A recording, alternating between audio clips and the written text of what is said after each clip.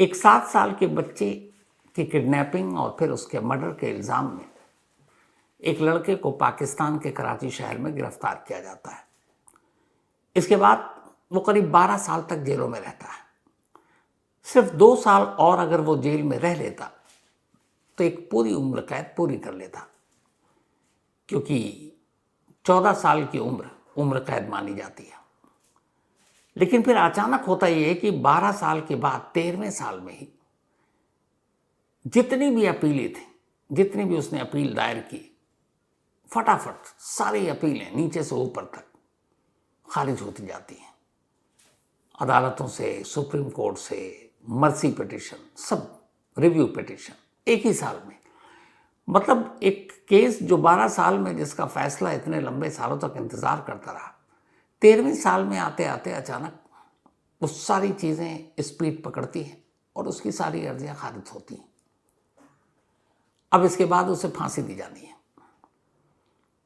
पहली बार एक death warrant निकलता है, ब्लैक वारंट निकलता है, फांसी की तारीख वक्त तय होता है। एन फांसी से एक दिन पहले फांसी रोक दी जाती है। फिर दूसरी बार ब्लैक वारंट निकलता है, डेथ वारंट निकलता है, फिर फांसी रोक दी जाती है। फिर तीसरी बार, फिर चौथी बार, फिर 5वीं बार। 5 डेथ वारंट या ब्लैक वारंट और 4 बार उसकी फांसी टली। लेकिन फिर 5वीं बार में क्या हुआ, पेश है पूरी कहानी। एक ऐसी कहानी जो आज के इस दौर में, मतलब ज़्यादा पुरानी भी बात नहीं है, 2015, 11 साल पहले तक पूरी दुनिया में डीएनए और बाकी जितनी भी फॉरेंसिक चीज़ें हैं सब लगभग हर देश अपना चुका था, हर एक के पास। लेकिन अगर कोई मानने को तैयार ना हो, सबूत देखने को तैयार ना हो, तो फिर क्या कीजिएगा। ये वो कहानी है जिसको लेकर international media, international human right organisation, Amnesty, खुद पाकिस्तान के अंदर के मानवाधिकार आयोग, इन सब ने एक सुर में कहा था कि यह गलत है, ये फांसी रोक देनी चाहिए, उस बच्चे को फांसी नहीं मिलनी चाहिए। लेकिन ऐसा होता नहीं है। इस कहानी की शुरुआत होती है 2004 में। 2004 में कराची शहर में एक 16 साल का लड़का एक अपार्टमेंट में काम करता था, शायद गार्ड के तौर पर, रहने वाला पीओके का, यानी पाक ऑक्युपाइड कश्मीर, पाक अधिकृत कश्मीर। उसकी फैमिली वहीं रहती थी। इत्तेफाक से उसी अपार्टमेंट के एक 7 साल का बच्चा अगवा हो जाता है, किडनैपिंग हो जाती है। पुलिस रिपोर्ट लिखती है, फिर उस बच्चे की लाश मिलती है। 7 साल का बच्चा था सिर्फ। पुलिस जांच करती है और फिर जांच के बाद शफकत हुसैन नाम के 16 साल के इस लड़के को गिरफ्तार कर लेती है। और पुलिस कहती है कि इसी ने उस बच्चे को किडनैप किया था और उसी ने मारा था। गिरफ्तारी के बाद उसे बुरी तरह से टॉर्चर किया जाता है। उसे इलेक्ट्रिक शॉक दिए जाते हैं, उसकी उंगलियों के नाखून निकाल लिए जाते हैं। जब उसका परिवार मिलने गया जेल में, तब उन्होंने बाहर आकर पाकिस्तानी मीडिया को कहानी सुनाई थी। खैर, इसके बाद एक दिन पाकिस्तानी पुलिस प्रेस कॉन्फ्रेंस करती है और ऐलान करती है कि शफकत हुसैन ने 7 साल के उस बच्चे को किडनैप करने और फिर कत्ल करने की बात कबूल कर ली। हालांकि इसको लेकर बहुत सारे तब सवाल उठे थे कि उस वक्त शफकत हुसैन कराची में नया, उसका कोई जानकार नहीं, 7 साल के बच्चे को किडनैप करके कहाँ ले जाएगा, फिरौती की रकम कैसे लेगा, तमाम चीज़ें। फिर वहाँ के कई क्राइम जर्नलिस्ट ने भी सवाल उठाए। जिस जगह से बॉडी मिली वहाँ के डीएनए सैंपल नहीं कलेक्ट किए गए, यहाँ तक कि शफकत के भी नहीं लिए गए, मैच भी नहीं किया गया। बस कराची पुलिस ने ये फैसला सुना दिया कि उस 7 साल के बच्चे की किडनैपिंग और मर्डर में शफकत हुसैन का हाथ है। अब उसे गिरफ्तार कर लिया गया। इसके बाद मुकदमा चला लंबा अरसा और वो जेल में है। इस दौरान में निचली अदालत में मुकदमा चला, जैसे हमारे देश में lower court, high court, then supreme court. अंग्रेज़ों का दिया हुआ सेम पाकिस्तान में, क्योंकि अंग्रेज़ वहाँ भी थे। तो लोअर कोर्ट ने फैसला सुनाया और शफकत हुसैन को मौत की सज़ा दे दी। इसके बाद हाई कोर्ट में मामला गया, हाई कोर्ट ने भी शफकत को मौत की सज़ा दे दी। फिर सुप्रीम कोर्ट में गया, सुप्रीम कोर्ट ने भी दे दी। लेकिन इस बीच इधर ये हुआ था कि 2006 या 8 से पाकिस्तान में फांसी की सज़ा पर रोक लगा दी गई थी। तब ये था कि इंटरनेशनल ह्यूमन राइट और बाकी बहुत सारी चीज़ें थी, तो ये एक आवाज़ उठी पाकिस्तान के अंदर से कि मौत की सज़ा नहीं दी जानी चाहिए, आप उम्र कैद और बाकी चीज़ों की सज़ा अब बढ़ा दें। तो पाकिस्तान की हुकूमत ने उस वक्त मौत की सज़ा पर रोक लगा दी थी। लेकिन तभी 2014 में पाकिस्तान के जो आर्मी पब्लिक स्कूल पर आतंकवादियों का हमला होता है, जिसमें 135 से ज़्यादा बच्चे और टीचर मारे जाते हैं, जिसको लेकर पूरी दुनिया में एक अफसोस था, क्योंकि मासूम बच्चे और उनकी क्या मतलब किसी आतंकवादी की दुश्मनी, लेकिन स्कूल में घुसकर उन्होंने मारा था। वो कहानी मैंने आपको सुना रखी है। तो उसके बाद फिर पाकिस्तान के लोग बहुत गुस्सा हुए और कहा कि ऐसे लोगों को कड़ी से कड़ी सज़ा मिलनी चाहिए। तब फिर नवाज शरीफ की सरकार थी और ये फैसला हुआ कि नहीं, अब फांसी पर रोक हटा देते हैं और फांसी देते हैं। तो वो जो फांसी पर रोक हटाई गई, उसी वक्त इधर शफकत हुसैन का मुकदमा चल रहा है। मतलब टाइमिंग आप देखिए, पिछले 8-9 सालों से पाकिस्तान में कोई फांसी नहीं हुई क्योंकि रोक थी। 2014 में पाकिस्तान शायद रावलपिंडी के आर्मी पब्लिक स्कूल में अटैक होता है और सरकार फैसला लेती है और कहती है कि अब फांसी पर रोक नहीं होगी, अब कड़ी सज़ा देनी है तो मौत की सज़ा देंगे। उधर उसी वक्त शफकत हुसैन का मुकदमा चल रहा है। सुप्रीम कोर्ट तक ने उसकी मौत की सज़ा बरकरार रखी। अब उससे पहले तक ये था कि मौत की सज़ा मिल भी जाए तो मौत तो होनी नहीं है, क्योंकि फांसी पर पाकिस्तान में रोक है। लेकिन अब फांसी की सज़ा हट गई। अब इसके बाद मर्सी पिटिशन, रिव्यू पिटिशन, शफकत ने सब डाल दिए, पर किसी ने भी उसे माफ़ी नहीं दी।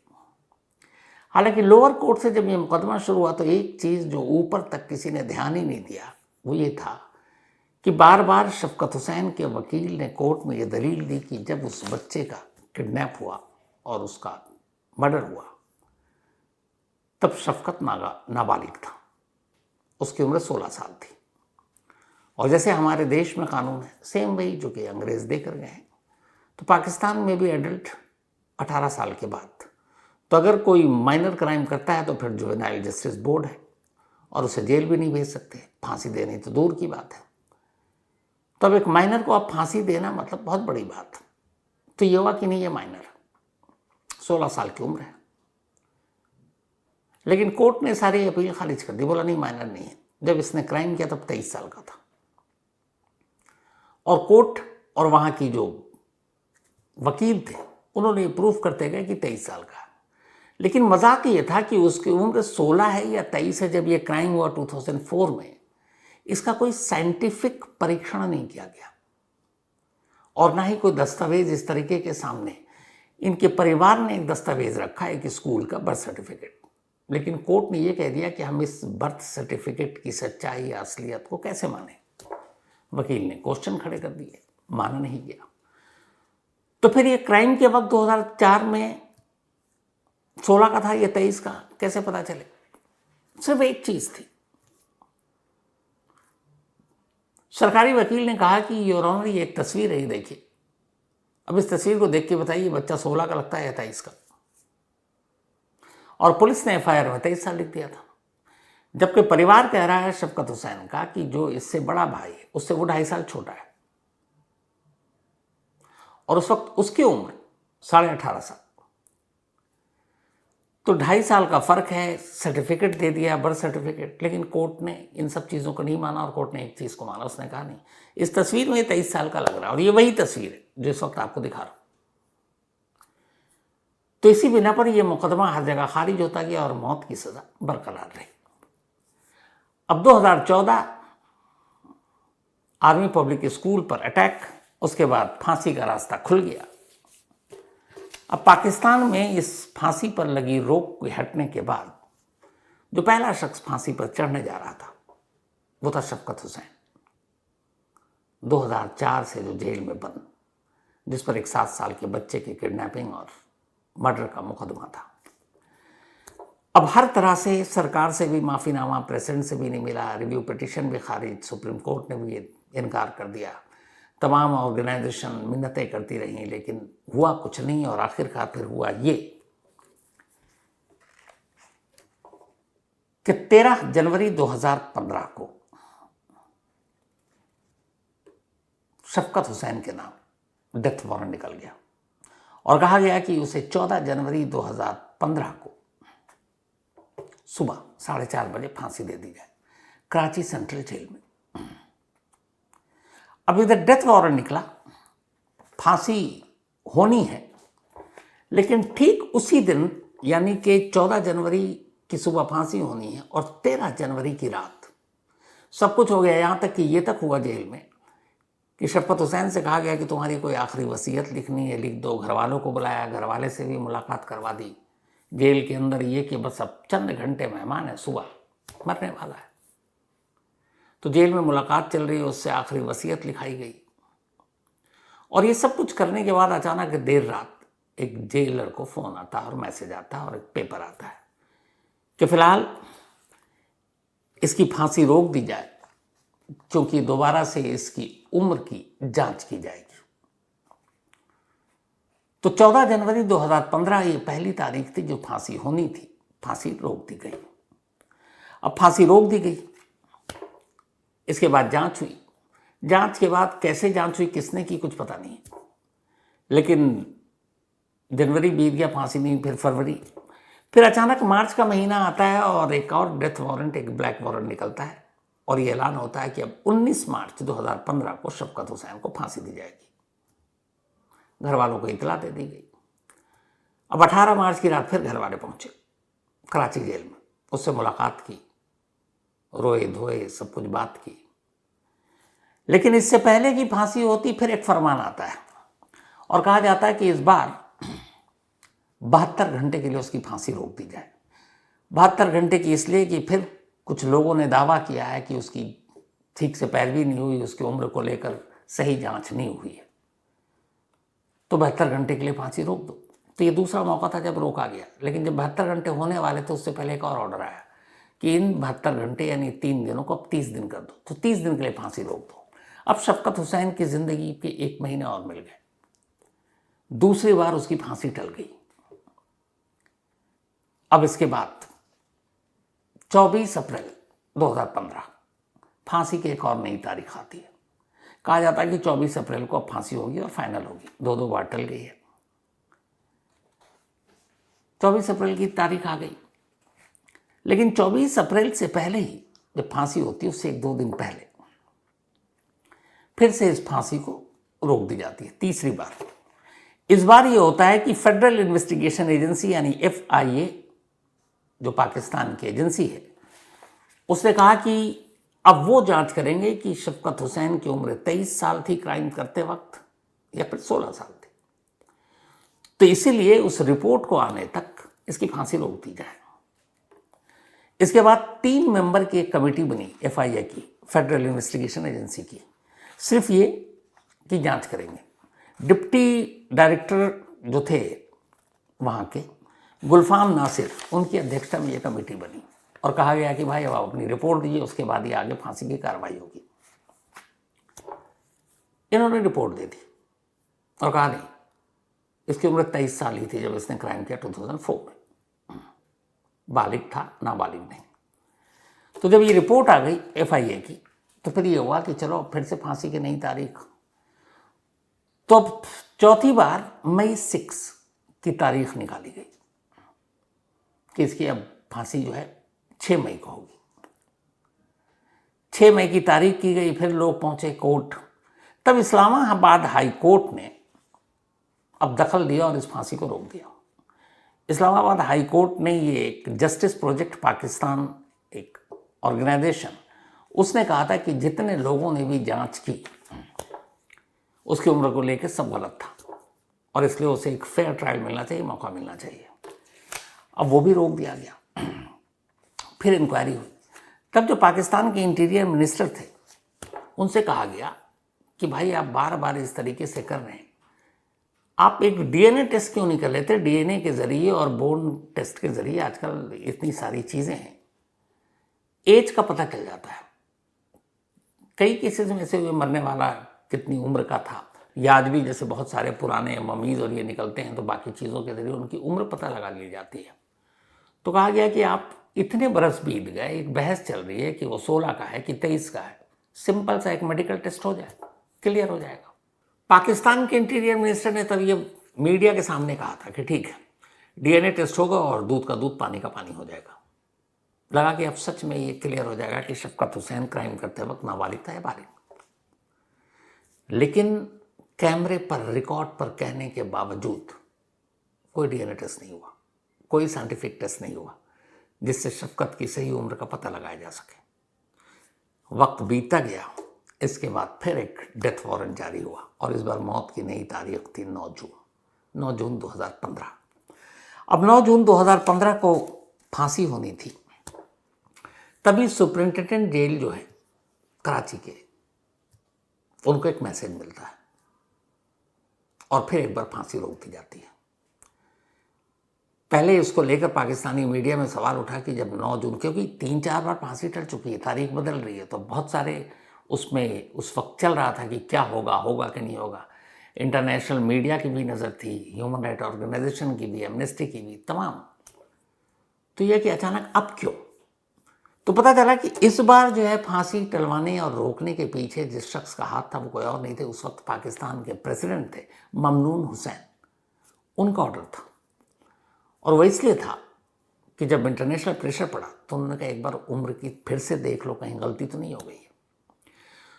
तो जब अब फांसी दोबारा जो जून 9 की तारीख थी 4:30 बजे सुबह, वो टाल दी गई। अब इसके बाद जांच हुई। जानते हैं इस जांच में क्या हुआ? शुरू से आखिर तक जो पाकिस्तानी मीडिया और बाकी ऑर्गेनाइजेशन ने पूरी तफ्तीश की थी, न डीएनए न कोई और साइंटिफिक टेस्ट एज का पता लगाने के लिए। फैमिली रो रो कर हार गई कि ये 16 साल का था उस वक्त। स्कूल का बर्थ सर्टिफिकेट दिखाया जिसको कोर्ट ने कहा हम एक्सेप्ट नहीं करेंगे। ये लोग पीओके के रहने वाले थे, पाकिस्तान ऑक्युपाइड कश्मीर, गरीब घराने से। फैमिली ने कहा कि अगर हम अमीर होते तो शायद मेरे बेटे को फांसी नहीं होती, लेकिन यहाँ एक बच्चे को फांसी दी जा रही है।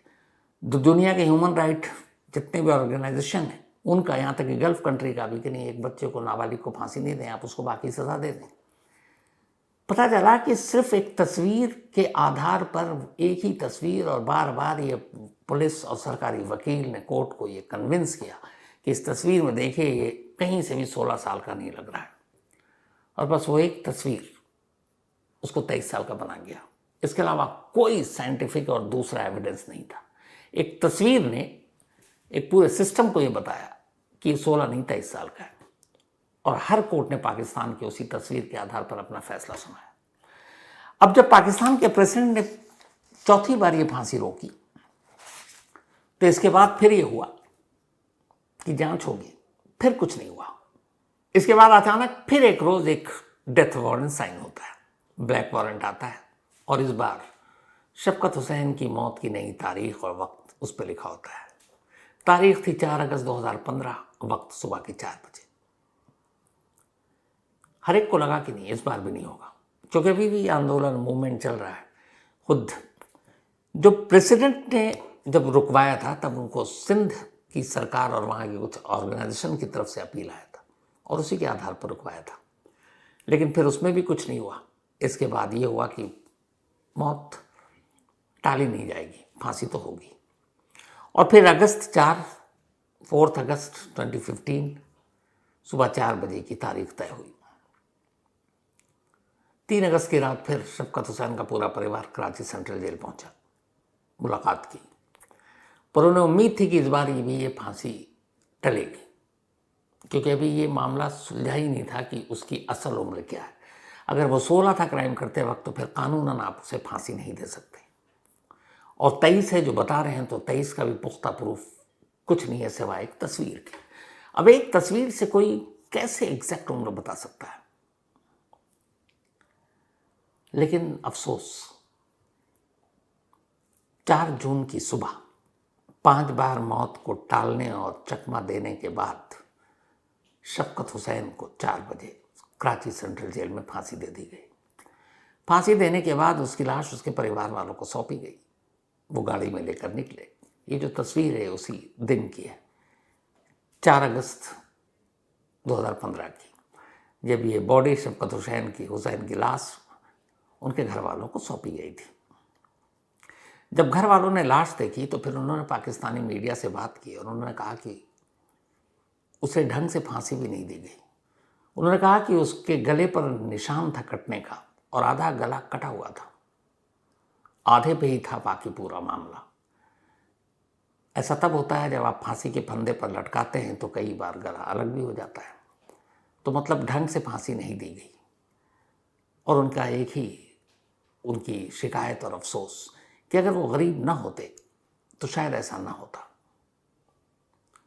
लेकिन आखिरकार बिना किसी पुख्ता सबूत के कि शफकत हुसैन नाबालिग था या बालिग, एक तस्वीर की बिना पर उसे फांसी पर लटका दिया गया। कई सालों तक पाकिस्तान में जिस फांसी पर रोक थी, उस फांसी पर रोक हटने के बाद फांसी के फंदे पर झूलने वाला पहला शख्स यही शफकत हुसैन था। और आज भी इसको लेकर ये बात होती है कि वाकई उसकी असली उम्र क्या थी। लेकिन ये मजाक था कि एक तस्वीर को हर कोर्ट ने एक सबूत माना और 16 की जगह उसे 23 साल माना। और यहाँ तक कि क्राइम सीन से कोई ऐसा एविडेंस नहीं उठाया गया जिससे ये साबित हो सकता था डायरेक्ट उसका क्राइम से रिलेशन है। यहाँ तक कि जो उसके खिलाफ गया, ये सारे हर वकील और सभी जगह पर है, टॉर्चर करके उसे पुलिस कस्टडी में उससे इकरार जुर्म कराया गया था। तो ये थी आज की कहानी। अब आपसे मुलाकात होगी कल रात 9 बजे किसी नई कहानी के साथ। तब तक अपना और अपनों का